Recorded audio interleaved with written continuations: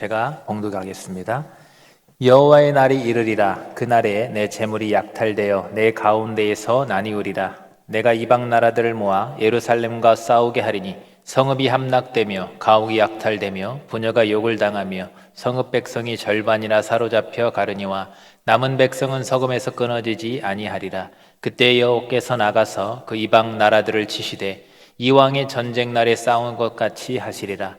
그날에 그의 발이 예루살렘 앞 곧 동쪽 감람산에 서실 것이요 감람산은 그 한 가운데가 동서로 갈라져 매우 큰 골짜기가 되어서 산 절반은 북으로 절반은 남으로 옮기고 그 산 골짜기는 아셀까지 이를지라. 너희가 그 산 골짜기로 도망하되 유다 왕 우시야 때에 지진을 피하여 도망하던 것 같이 하리라. 나의 하나님 여호와께서 임하실 것이요 모든 거룩한 자들이 주와 함께 하리라. 그날에는 빛이 없겠고 광명한 것들이 떠날 것이라. 여호와께서 아시는 한 날이 있으리니 낮도 아니요 밤도 아니라 어두워갈 때에 빛이 있으리로다. 그날에 생수가 예루살렘에서 솟아나서 절반은 동해로 절반은 서해로 흐를 것이라. 여름에도 겨울에도 그러하리라. 여호와께서 천하의 왕이 되시리니 그날에는 여호와께서 홀로 한 분이실 것이요 그의 이름이 홀로 하나이실 것이라. 온 땅이 아라바같이 되되 게바에서 예루살렘 남쪽 림몬까지 이를 것이며 예루살렘이 높이 들려 그 본초에 있으리니 베냐민 문에서부터 천문 자리와 성 모퉁이 문까지 또 하나넬 망대에서부터 왕이 포도주 짜는 곳까지라. 사람이 그 가운데에 살며 다시는 저주가 있지 아니하리니 예루살렘이 평안히 서리로다. 아멘. 할렐루야. 예, 식사 맛있게 하셨지요? 예, 오늘 또 이 시간 하나님 주신 영의 양식도 맛있게 많이 배부르게 드시고 갈 수 있기를 간절히 바랍니다. 예, 오늘은 여호와의 날이란 제목으로 말씀을 드립니다. 요즘 이 국화꽃 지난주에는 봉우리만 졌는데 옆에 보시면 풍성하게 피었죠? 예쁘잖아요. 가을에 이 국화꽃이 핍니다. 우리나라가 참 좋은 게 뭐냐면 계절마다 그 계절이 변할 때마다 꽃이 그 계절에 맞는 꽃이 피고 지기를 반복한다는 거예요. 참 멋있고 좋은 것 같습니다. 봄에는 개나리, 또 진달래, 철쭉, 여름에는 봉선화, 또 장미, 또 가을에는 코스모스, 또 이런 국화도 참 예쁘죠. 심지어 겨울에도 꽃이 핍니다. 겨울에는 또 눈 속에서 빨갛게 피는 동백꽃도 참 이쁘지요. 하나님께서 참 감사한 게 하나님께서 각 계절마다 알맞는 꽃을 이렇게 피게 하셨어요. 각 계절마다 알맞게. 그렇듯이 제가 왜 꽃 얘기를 하냐면 우리 사람도 그리고 이 세상도 다 각각 알맞은 때가 있습니다. 꽃을 피우는 때가 있는데 특히 이 성도와 교회도 화려하게 너무 아름답고 멋지게 꽃을 피울 때가 있습니다. 그때가 언제이냐? 우리나라 한참 전성기 부흥기라고 하는데 그거 꽃을 피우는 거 아니에요. 모든 교회와 성도에게 동일하게 꽃을 피우는 그날이 뭐냐면 바로 여호와의 날인 줄로 믿으시길 바랍니다. 여호와의 날, 우리가 가장 아름다운 꽃을 피우는 그리스도의 계절, 그 계절이 여호와의 날이에요. 우리가 한 계절이 지나면 꽃이 피듯이 여호와의 날에는 영광스러운 그 영광의 그 꽃을 피우는 날이거든요. 우리의 모든 신앙이 계수되고 정말로 아름답게 영광스러운 꽃을 피우는, 교회와 성도가 꽃을 피우는 그날. 그래서 여러분, 오늘 바로 그러한 여호와의 날에 대한 그런 말씀인데 이 약속의 말씀을 통해서 여러분 위로와 소망을 많이 얻으시고 또 그래서 믿음으로 인내하면서 이 시대를 잘 견디시면서 이 땅에서 삶을 잘 견디시면서 그날에 믿음 잘 지키셔서 우리 모두가 영광의 꽃을 아름답게 필 수 있는 그날이 꼭 그곳에서 만날 수 있는 저 여러분 될 수 있기를 주님의 이름으로 축복합니다. 먼저 그리스도의 계절이 올 때 우리 화려한 꽃을 피는데 꼭 기억해야 되는 것은 그 그리스도의 계절이 오기 전에 우리는 환난을 겪게 된다라는 거예요. 이걸 꼭 우리가 기억해야 됩니다. 오늘 본문 14장은 이제 이번 주와 다음 주까지 해서 스가랴서가 딱 마무리가 되는데 총 정리하는 그런 시간이죠. 근데 14장 오늘 말씀은요, 앞에 13장 8절과 9절에 대한 부연 설명이 되는 거예요. 8절과 9절을 우리가 살펴볼 필요가 있어요. 13장 8절과 9절에 뭐라고 되어 있냐면 여호와가 말하노라 이 온 땅의 3분의 2는 멸망하고 3분의 1은 거기 남으리니 라고 돼 있어요. 큰 환란이 옵니다. 그리고 9절에 내가 근데 그 3분의 1을 불 가운데서 던져 3분의 1이 남은 자라고 제가 했죠. 남은 자, 신앙을 지킨 남은 자인데 그 3분의 1을 불 가운데 던진대요. 연단입니다. 고난이라는 거예요. 근데 은같이 연단하여 금같이 시험할 것이라. 여러분, 우리가 환난의 때에, 신앙이 어려울 때에 잘해야 되는 이유가 뭐냐면 그때 넘어지면 너무 억울한 거예요. 여러분 지금 우리 기독교가 힘들다고 하십니까? 그럼 오히려 더 단단하게 연단받고 하나님께 순금 같은 믿음으로 올려질 수 있는 기회로 삼으시길 바랍니다. 지금 그런 시기예요. 그래서 그들이 내 이름을 부르니 내가 들을 것이며 나는 말하기를 이는 내 백성이라 할 것이요. 뭐 다음에요? 연단 다음에, 불로 연단 다음에, 고난 다음에 그들은 말하기를 여호와는 내 하나님이시라 하리라 라고 했어요. 이스라엘이 이제 당시 상황으로 가면, 당시 본문 상황으로 보면 이스라엘이 회개하기 이전에 어리석은 목자, 즉 적그리스도의 세력이, 우리 이제 계시록을 적용한 스가랴서는 요한계시록과 매칭이 돼 있어요. 다니엘서랑 다 요엘서랑 다 매칭해서 봐야 되는데 스가랴서가 특히 다 많이 그렇습니다. 구약의 요한계시라고 하는 곳이 스가랴서예요, 사실은. 그런데 이제 이 본문 당시는 어리석은 목자가 되는 거고 요한계시록을 딱 매칭하면 적그리스도의 세력이 되는 겁니다. 그 적그리스도의 세력이 딱 등장을 합니다. 그래서 하나님의 백성의 예배를 억압합니다. 그리고 세상 체제, 세속 체제를 가지고 또 강요합니다. 세상 방법을 강요합니다. 여러분, 우리에게 환난은 의식주의 문제가 아니에요. 성도에게 환난은 예배가 방해받고 하나님 말씀대로 살지 못하도록 세상 체제를 강요받는 것, 이게 바로 환난인 거예요. 그래서 이 내용이 또 어디 있냐? 다니엘서 9장 27절에 있습니다. 다니엘서에서 미리 예표적으로 느부갓네살이나 또 페르시아 왕을 통해서 보여준 거예요. 27절에 보면 그가 장차 많은 사람들과 더불어라겠죠. 많은 사람들이라는 것은 세상의 많은 사람들과 함께 우리를 압박하는 거예요. 무엇을 통해서? 세상 방법이 이러니까 이 방법대로 살으라니까 이렇게 하는 거죠. 이 방법대로. 너네 하나님 말씀 그 방법 말고 이 방법 많은 사람들이 다 하잖아. 많은 사람들이 하는 이 방법으로 하라고 이렇게 하는 겁니다. 그래서 한 일해 동안에 언약을 굳게 맺는다. 말하자면 조약을 체결하라 이거예요. 이제부터 이거 안 하기로 해. 이렇게 살기로 해. 이렇게 우리에게 강요하는 겁니다. 그런데 그 강요의 핵심이 뭐냐? 그 일의 절반의 제사와 예물을 금지할 것이다 라고 했어요. 이거 안 하면 살게 해줄게. 이거 안 하면 최저수당 줄게. 이거 안 하면 복지수당 줄게. 근데 이거 하면 안 돼. 이런 식으로 예를 들자면 그렇게 하는 거예요.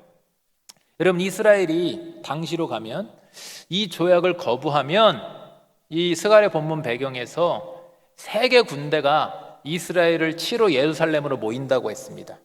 세상 나라가 하나님의 백성을 치러 오는 거예요. 이런 상황에서 이스라엘은 큰 환난을 겪는 겁니다. 무엇 때문에 겪는 거예요?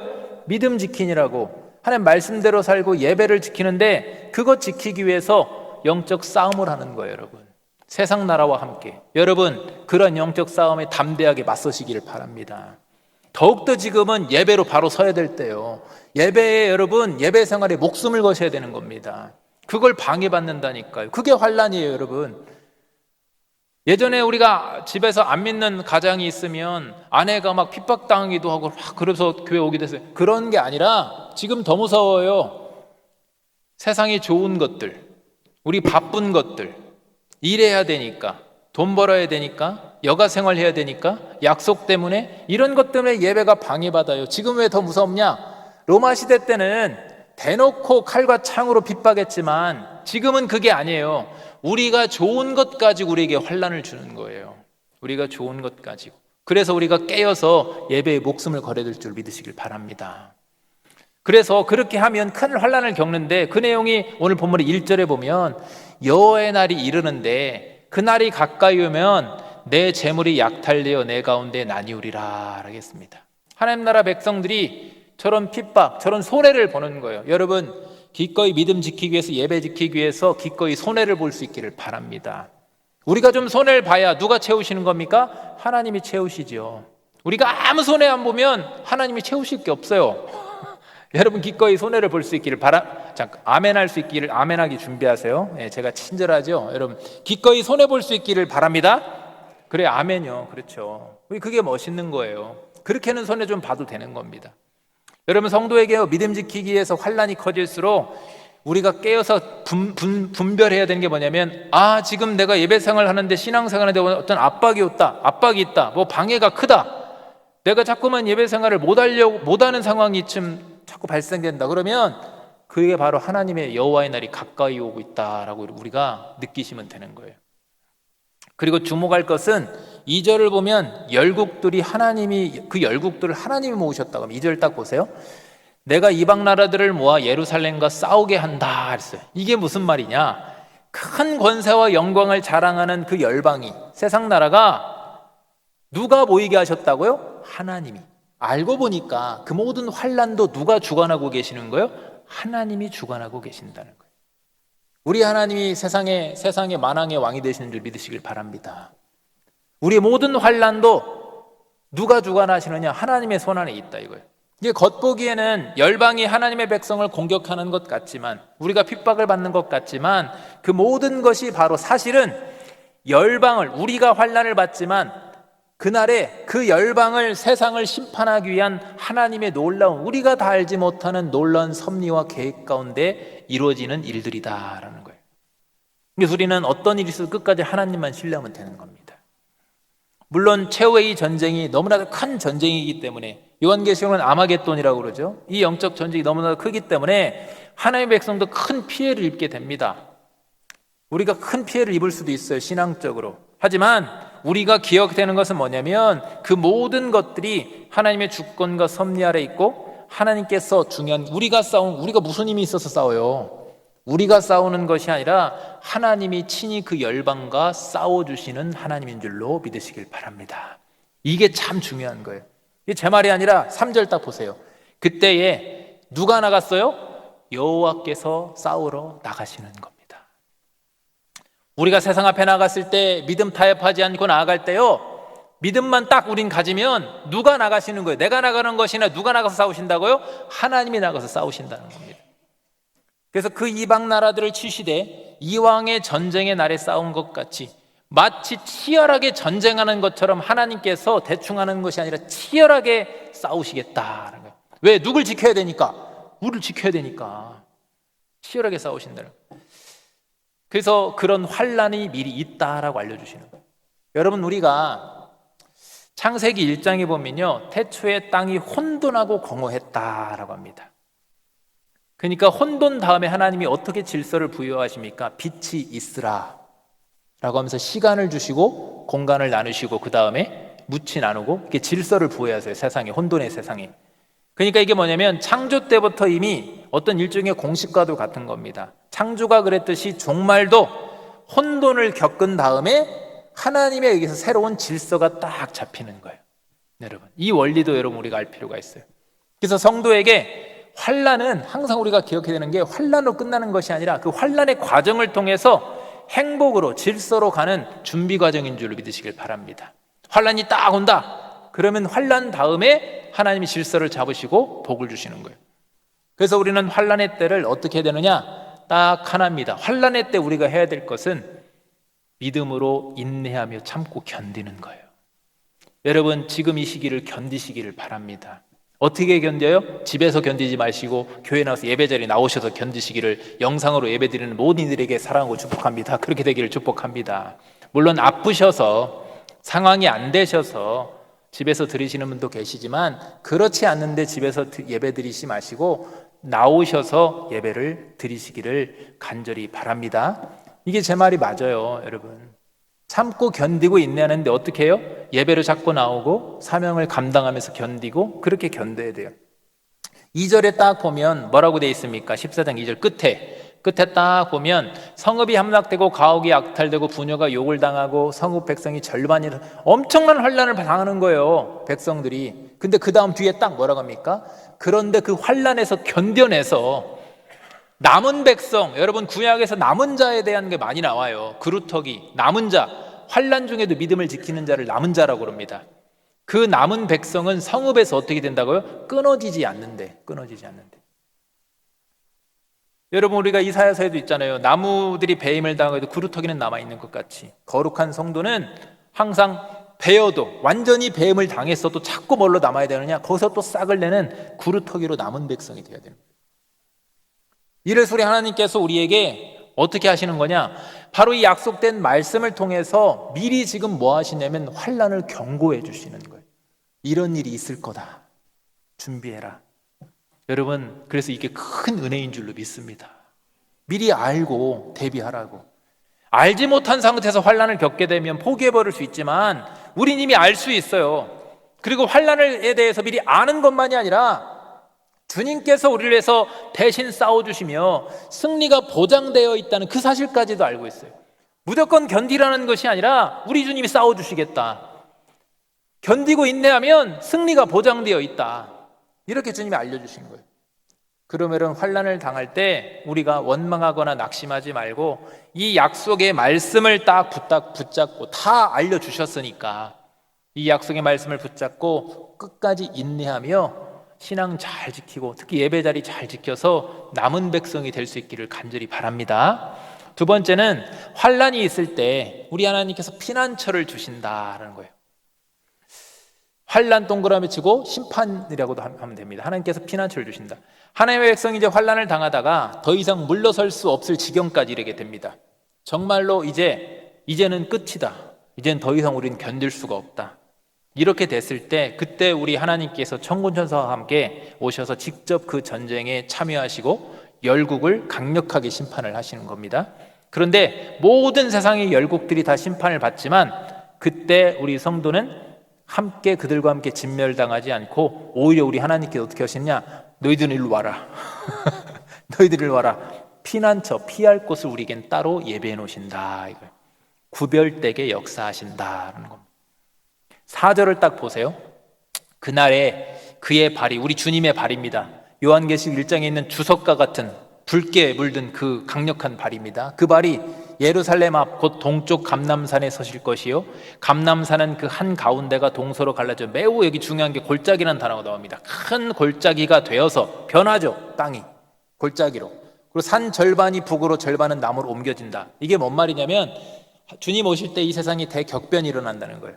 막 지진이 일어나고 다 바뀌는데 5절에도 또 나옵니다. 그 산 골짜기는 아셀까지 이르리라. 너희가 그 산 골짜기로 도망하되 유다왕 유시아 때 지진을 피하 도망하던 같이 하리라. 나의 하나님 여호와께서 그때 임하실 것이요 모든 거룩한 자들이 주와 함께 하리라 했어요. 하늘에서 주님이 미리 간 성도들과 함께 임하신다라는 거예요. 영광 중에 오신다. 근데 여기 골짜기가 생겨난다 그랬습니다. 골짜기, 지진들이 막 일어나고 지형적인 대격변을 말하는 거예요. 제가 한번 설교했었죠. 요한계시록 6장에 6번째 인이 떼어지면 큰 지진이 일어나고 해와 달과 별이 떨어지고 하늘이 떠나가고 각 산과 섬도 제자리에 있지 않을 것이다. 전 지구적인, 전 우주적인 대격변을 그때 보게 되는데 그때 사람들이 뭐라고 했어요? 기억하십니까? 요한계시록 6장 17절에 한번 보세요. 그들의 진노의 큰 날에 이르렀으니 누가 능히 서리요 하더라 했어요. 여러분, 누가 능히 설 수 있다고 했어요? 제가? 믿는 우리가. 저 대격변의 때에도 다른 사람들은 다 심판의 대상이 되는데 누구만 그때 제외된다고 능히 설 수 있다고 그랬어요? 우리만. 믿는 성, 믿음을 끝까지 지킨 우리만. 피할 길을 하나님 마련해 주신 거예요. 여러분, 그래서 지금 당장은 세상 권세와 영광이 더 크게 보일 수 있습니다. 점점 격차가 심할 거예요. 걱정하지 마세요. 우리가 한때는 우리나라가 너무 못 살다 보니까 교회가 이끌어갔습니다. 병원도 짓고 학교도 짓고 시설도 더 좋았어요. 어렸을 때 그래서 여러분은 교회에서 전도할 때 뭐로 했습니까? 사탕 줄게, 아이스크림 줄게. 교회 여름 성경학교 가자. 왜? 거기 가면 재밌으니까. 지금은 교회가 시설적으로 모든 면에서 따라갈 수 있습니까? 없습니까? 웬만해서 못 따라가요. 지금 사탕 준다고 하면 안 옵니다. 왜? 학교에서 더 맛있는 거 더 많이 잘 나와요. 앞으로 우리는 그렇게 세상의 빛이 너무 강력해요.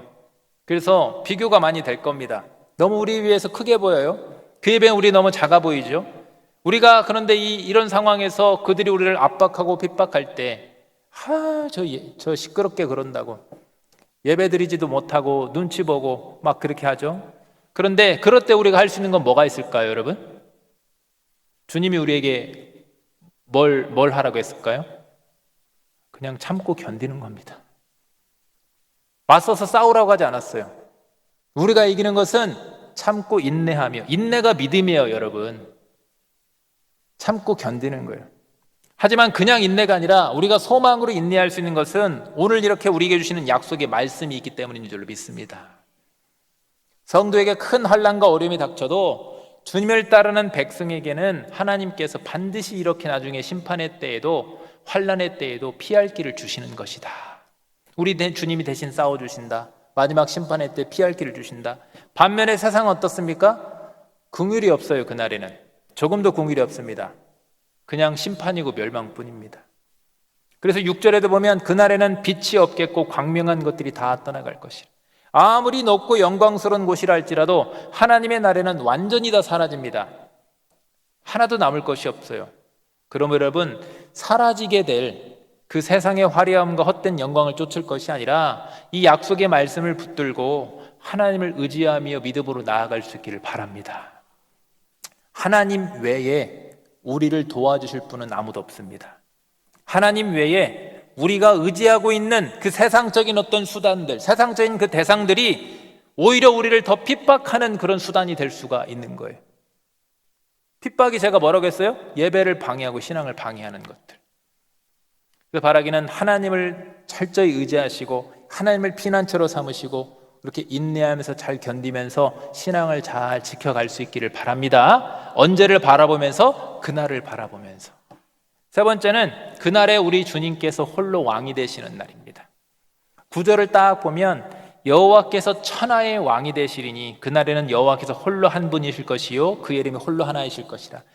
주님께서 열국을 물리치고 홀로 왕이 되시는 날에 그날이 바로 우리 성도가, 교회가 꽃을 피우는 그리스도의 계절입니다. 이 땅에서도 물론 우리는 교회는 회복해야 되고 부흥해야 되고 아름다운 꽃을 피워야 되겠지만 그건 모형이고, 스가를 통해서 그동안 우리에게 회복의 성전을 회복하는 그런 모습들을 보면서 우리도 그것을 품고 기대하고 소망하고 이렇게 했지만, 이 땅에서도 그렇게 돼야 되겠지만 진짜 모든 것이 완성되는 날이 바로 그날이에요. 그날에 우리 교회와 성도는 꽃을 핍니다. 근데 7절에 딱 보면 이렇게 나와 있죠.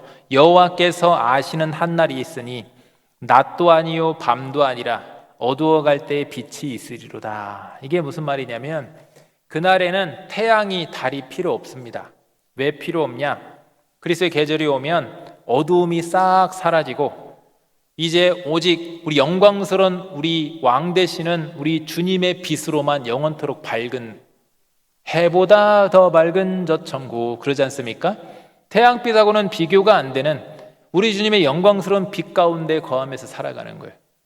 여러분, 이게 우리가 이렇게 문자적으로 뭐 이렇게 말로만 하니까 모르겠는데, 여러분 그 빛은요 감히 우리가 감격할 수밖에 없는, 환호할 수밖에 없는, 벅차게 감동할 수밖에 없는 그 빛 아래서 우린 영원토록 살게 되는 거예요. 그리고 8절에 보면 그것뿐 아닙니다. 그날에는 생수가 예루살렘에서 솟아나서 절반은 동해로 절반은 서해로 흐를 것이라. 여름에도 겨울에도 그러하리라. 이게 무슨 말이냐? 생명의 역사가 이제 온 세상으로 철철철 흘러넘치는 그런 강이 있을 것이다 라는 겁니다. 생명의 강. 그리고 10절에 온 땅이 아라바같이 되되 게바에서 예루살렘 남쪽 림몬까지 이를 것이며 라고 했습니다. 여기서 저기까지, 여기서 저기까지 계속 그렇게 임할 것이다 라는 말씀이 10절에 있어요. 아라바는요 낮은 평지입니다. 그리고 게바에서 림몬까지는 당시의 남유대 땅의 국토, 영토 범위를 말하는 거예요. 이게 어떤 의미냐면, 그러니까 한마디로 설명하자면 온 땅이 풍부하고, 평지라는 것은 비옥한 평지를 말하는 거예요. 저도 전북 사람인데 고향이, 오면 좋은 게 뭔지 아십니까? 타 지역 가면 산들이 있어서 막혀요. 우리 지역에 딱 들어오면 와, 평야가 쫙 펼쳐지면서 나는 여기 있는데 저쪽 도시가 보여. 그렇지 않습니까? 이 쫙 펼쳐지는 이 평야, 그 평야에 지금 우리 뭐 심겨져 있어요? 이것저것 막 힘겨져 있지 않습니까? 그럼 비옥함을 말하는 거예요. 그럼 비옥한 평지처럼 사는 이 고난을 의미할 수도 있는데 그런 것들이 없고 막힘이 없이 온 땅이 풍부하게 비옥하게 그렇게 될 것이다. 우리는 이 땅에서 사실은 궁핍함의 연속이지 않습니까? 수고하고 애써야 되고 수고하고 애써도 잘 안 되고, 근데 그날에는 그곳은 그럴 필요가 없다. 11절에 사람이 그 가운데 살며 다시는 저주가 있지 아니하리니 예루살렘이 평안히 서리로다. 여러분, 살렘이란 뜻이 이 평강이란 뜻입니다. 근데 예루살렘은요, 그 이름과는 다르게 지금까지도 정말 지구상에서 가장 치열한 쟁취가 있던 곳이 이 예루살렘이에요. 지금도 그러지 않습니까? 이 계속 싸우고 쟁취하려고 이게 탈환하려고 하고 그랬던 곳인데, 싸움이 끊이지 않았던 곳인데, 우리 주님께서 홀로 왕이 되시면 세상 권세와 이 거룩한 백성의 차이가 너무나도 확연히 나는 거예요. 주님이 홀로 왕이 되시면 세상 권세는 그저 그냥 심판이고 멸망밖에 없어요. 싹 다 끝나버립니다. 그리고 영원한 사망 권세밖에 없어요. 하지만 저 하나님의 날은 어떻습니까? 초생명과 기쁨과 영광의 빛과 이런 것들로만 가득하는 겁니다. 사계절 내내 생명의 역사가 온 땅 구석구석까지 퍼져 흘러가는 그러한 곳, 다시는 저주가 없고 눈물도 없는 곳, 모든 백성이 그렇게 주님 안에서 안전하고 평안히 지내는 곳. 여러분, 우린 그렇게 다시 회복된 에덴 동산에서 주님의 빛을 받으면서 아름다운 꽃을 피우게 되는 겁니다. 제가 왜 이 부분을 강조하는지 아십니까? 이 땅이 자꾸 너무 좋다는 거예요. 이 땅이 너무 좋다는 거예요. 여러분, 지금 당장이라도, 지금 이 순간 예배 끝나고 나도, 아니면 지금 예배 드리는 이 중에도 주님 오시면 우리는 환희해야 되는 겁니다. 그런데 자꾸만 이 땅이 너무 좋으니까 잠깐만요 주님 내가 우리 아들 결혼도 시켜야 되고 이런 것들, 주님 잠깐만 제가 취업도 해야 되고 잠깐 해야 될 것이 좀 많이 있습니다. 여러분, 아니에요. 이 땅에는 어그러지고 가시 엉겅퀴고 우리에게 좋지 않은 것, 재앙의 연속들인 겁니다. 이 땅에 연연하지 마시고 다시 오실 주님 바라보고 그날을 바라보면서 현대를 견디시기를 바랍니다. 여러분, 우리는 그래서 이 땅에서 어떤 삶을 살아야 됩니까? 자기 욕심만을 채우려는 세상의 방법들, 또 죄와 사망 권세가 막 우리를 그런 방법들이 에워싸고 있고, 예배가 생명인데 예배를 자꾸만 방해하고, 여러분, 적그리스도의 세력이 계속해서 집요하게 앞으로 우리를 방해할 겁니다.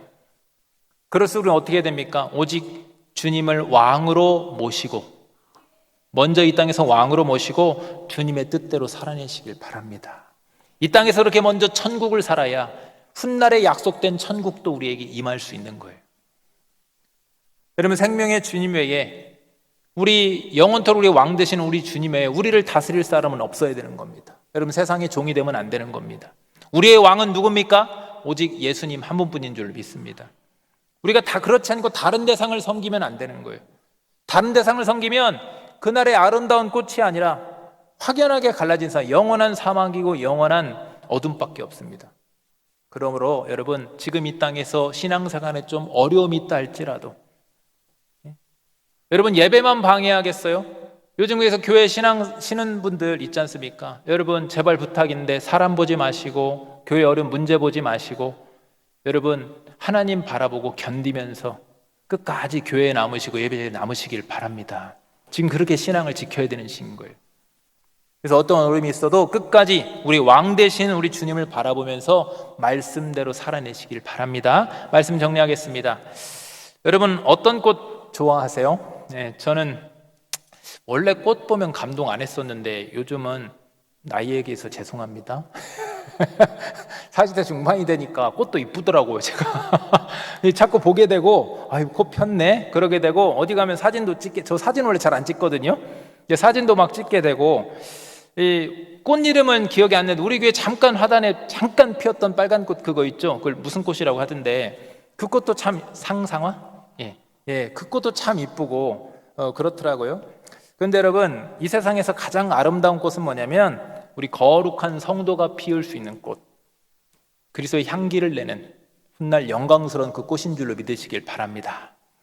지금은 아직 그리스도의 계절이 오지 않았어요. 그래서 아직은 우리 이 땅에서 시련도 남아있고 겨울처럼 춥고 견뎌야 될 것들이 있습니다. 그런데 여러분, 중요한 것은 겨울철에 눈보라를 잘 견디고 나면 그 다음에 겨울을 견디면 뭐가 옵니까? 봄이 옵니다. 우리에게는요, 다시 회복되는 그 봄과 같은 따뜻한 꽃이 향기내는 그런 새 에덴 동산, 새 예루살렘이 예비되어 있는 줄로 믿습니다. 주님께서 홀로 왕 되시는 다스리는 그곳, 아무 저주가 없는 곳, 생명과 평안만 가득한 곳, 어둠이 없고 주님의 영광스러운 빛만 가득한 곳, 그곳에서 영원토록 우리는 아름다운 꽃을 피는 삶을 사는 거예요. 그러게 되기 위해서 중요한 게 있습니다. 지금 이 땅에서의 환난, 이 환난을 잘 견디셔야 돼요.